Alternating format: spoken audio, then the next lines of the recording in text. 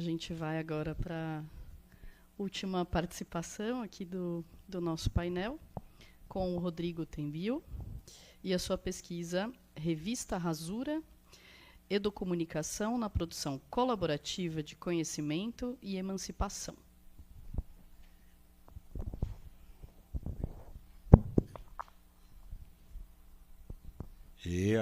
Licença. Salve, gente. Peço licença aí para quem está aí, para quem chegou antes de nós e para quem já falou nessa mesa riquíssima. É uma honra participar dessa mesa, cada vez menos incomum ser da cota hegemônica, né? Assim, um homem branco, hétero, numa mesa com tantas vozes que representam tantas lutas e tantas histórias, então vou somar. Bom, sou uma pessoa com a pele branca, meu cabelo é ralo, que nem minha barba, estou com uma blusa rasura, né, marrom e bege, e uma bota lá do mestre Expedito Celeiro de Nova Olinda, Cariri cearense.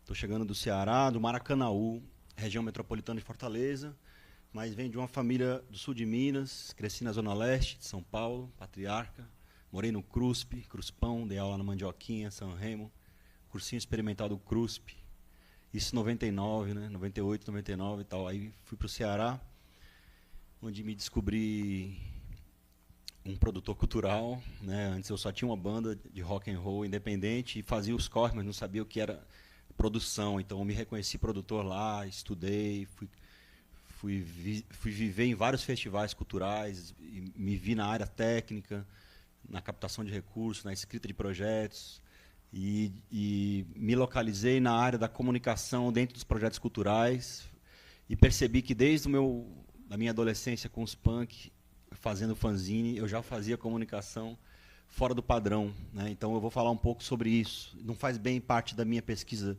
no doutorado, mas faz parte da minha trajetória, da minha atuação como uma pessoa que pensa, fala muito, né? Eu fiz teatro de rua há muitos anos, passando chapéu, Porto Alegre, Natal, falei, conversando muito, né? E aí então fui vendo a importância de se comunicar de muitas formas diferentes e de produzir história, né? Falar por si mesmo, né? Essa mesa aqui e a mesa da manhã, muitas expressões que estão dentro da minha formação, né? O enfrentamento ao silenciamento a partir da nossa própria fala, a construção de história a partir das nossas próprias experiências, o nós por nós do hip hop. E aí eu acho que a educomunicação é uma área do conhecimento que me pegou justamente porque a gente pode, junto a ideia do coletivo, né, junto com muita gente, produzir mídia que diz respeito a mais gente ainda. E essa produção de sentido é que me fez observar o campo cultural e como é que a gente performa nele, né? Produzindo e compartilhando sentido. Então, eu queria falar rapidamente do conceito de educomunicação, porque, enfim, foi pensado, né? Já muita gente já se debruçou nesse conceito. Não sei o que passa. Tá aí, é um campo na intersecção entre educação e comunicação. Se destacou muito na ECA, né, no final dos anos 90, mas desde o comecinho dos anos 90, em muitos lugares do Brasil, da América Latina, se produz. Mas é um campo que serve para dar sustentação, né, e para orientar a formação midiática, né, ou seja, desenvolver habilidades e competências para a produção, para o uso dos meios de comunicação, mas o uso sensível, crítico principalmente, né? A gestão democrática da mídia, ou seja, como envolver diferentes sujeitos na administração dos meios de comunicação e também da produção de mídia fora dos meios, né? A mídia informal, não dentro do mundo corporativo da comunicação, do jornalismo e tal. E também a produção de conteúdos educativos e críticos e o uso de diversas formas de suportes, né, para a produção de mídia. Então, acho que a educomunicação, já desde os anos 70, vem se debruçando em cutucar esse setor da comunicação, mas com esses compromissos de inclusão, de promoção da diversidade, da polifonia, né? A gente pode passar, sei o que passa. A gente vai ver aqui os pensadores maiores. Eu quis destacar aqui, não para entrar muito em teoria, mas assim, tudo parte do pensamento de Paulo Freire e Freinet. Freinet, um grande educador francês que trabalhava com um jornal escolar, a ideia do letramento a partir da escrita comunitária, né, isso no começo do século XX. O Paulo Freire com a praxis emancipatória, a radicalidade afetiva, acho que são os 2 pilares da educomunicação, mas o Mário Kaplun é um argentino que viveu muito tempo no Uruguai e exilado depois na Venezuela, foi quem deu o termo educomunicação, né, e era um escritor, um poeta, um cara absolutamente talentoso, que era um professor do ensino básico, mas sempre provocando a escola a ser outra coisa, né, um espaço sociocultural, enamorando-se com o território em volta dela, tal, mais ou menos como o Martim Barbeiro também, colombiano, mas que observa a comunicação sempre como um olhar provocante, né, para que ela deixe de ser só uma área da produção de mídia corporativa, mas para que a gente se atente aos meios e como é que a gente, usando os meios, pode fazer uma disputa na produção de discurso, né? Então, a mídia como mediadora para uma contra-hegemonia, né, para a produção de uma outra forma de fazer história. E o professor Ismar Soares, da ECA, né, tá com 80 e tantos anos, falando um bocado ainda, nos provocando a pensar outras formas de se expressar, é um grande responsável por densificar o conceito e sistematizar. É uma área, então, muito latino-americana, eminentemente latino-americana, né, espalhada pelo mundo hoje, mas bastante marcada desde os anos 70, pela importância das lutas populares na América Latina, de o pessoal organizar as histórias de luta, sistematizar e difundir para as novas gerações. Então, a educomunicação surge meio que com esse compromisso de contar a história de outra maneira, né, com outras intenções. Eu trouxe aqui 10 referências, 10 exemplos ou experiências de educomunicação no Brasil, pensando no Brasil para muito além do Rio de Janeiro e de São Paulo, né?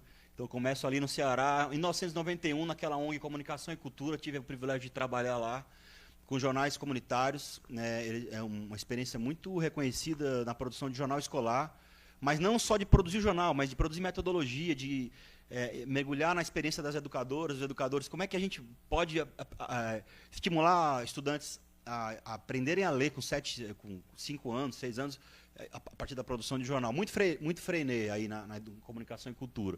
Também a ONG Bem TV, em Niterói, uma referência na produção de mídia televisiva, né, mídia audiovisual comunitária. Fundação Casa Grande, por qual eu tenho muito carinho, né, lá de Nova Olinda, onde vem a minha bota, e o Mestre Expedito está lá. Uma ONG incrível que trabalha já por mais de 25 anos com formação de crianças e adolescentes que fazem um mundo de coisa. Assim, eu fui tocar com minha banda lá em 2006. Quando eu cheguei com os equipamentos, eles já sabiam montar o palco, sabiam cantar, a posição do mapa de palco, tudinho, assim, criança de 8, 9 anos, brincando, cantando nosso refrão e tal. O próprio Núcleo de Comunicação e Educação da ECA, né, que não só sistematizou bastante a educomunicação, mas foi muito responsável pela implementação do primeiro grande programa no Brasil. Mais de 12 mil professores da Prefeitura de São Paulo foram formados, né, para produzir a educomunicação, isso aí em 99, 2000.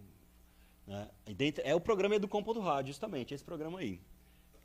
Aí passando lá de novo para o Ceará, TV Janela, do IDS, Estudo de Desenvolvimento Social, lá no Pantanal, agora é Plano Ayrton Senna, né?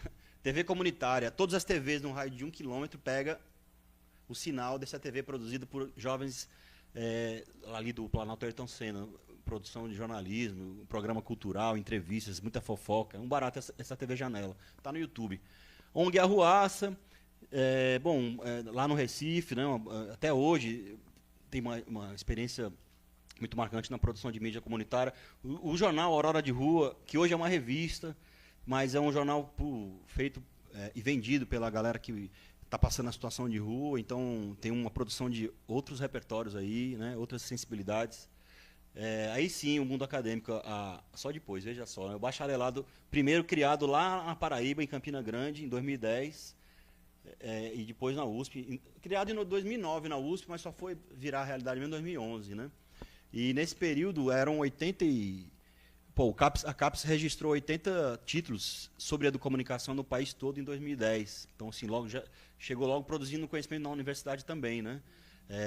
De vários lugares do Brasil, né? Vamos lá. O que me trouxe aqui mesmo foi falar da revista Rasura, que é a revista mais recente que que eu estou fazendo. Eu vou falar pouquinho, que eu queria mesmo é que vocês mexessem nessa mesa, onde tem muitas revistas, jornais, fanzines, coisas que eu venho fazendo e reunindo nos últimos 20 e tantos anos, né?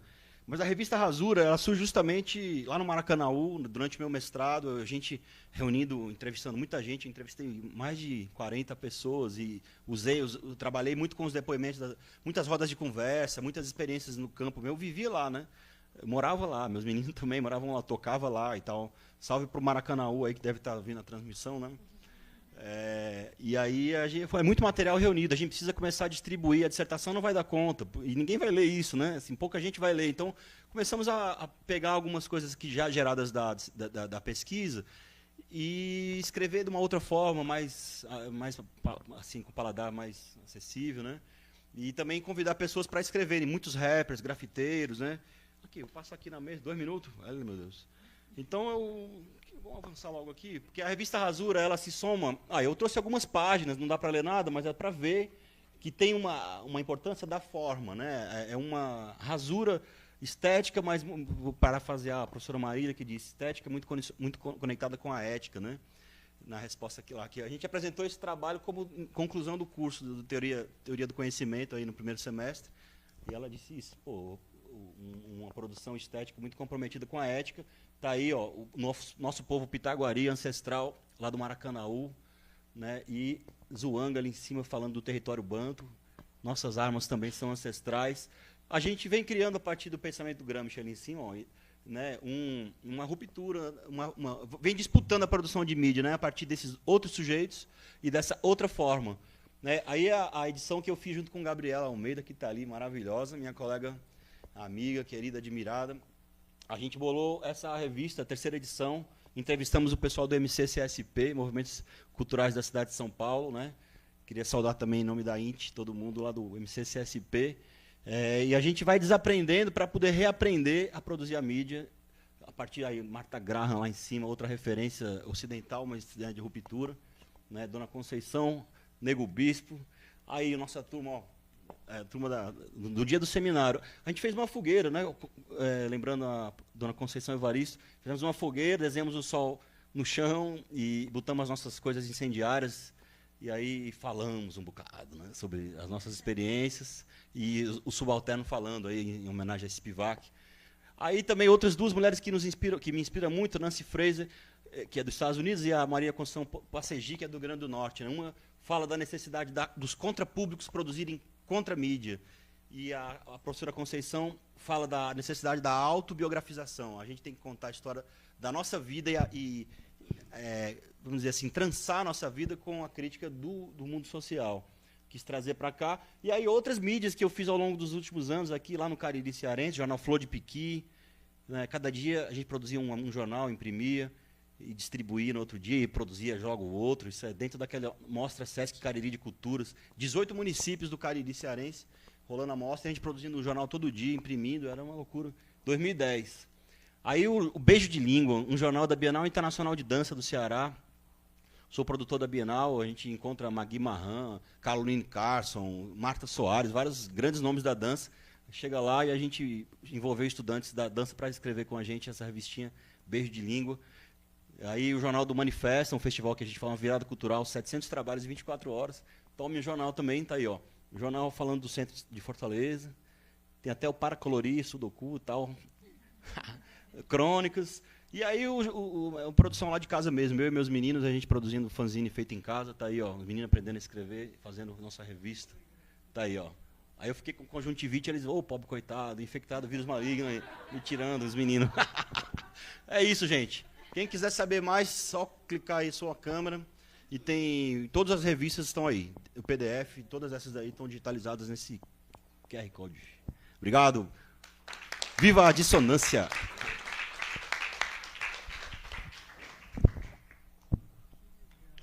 Eba, gente, deu certo, não corre, mas deu certo.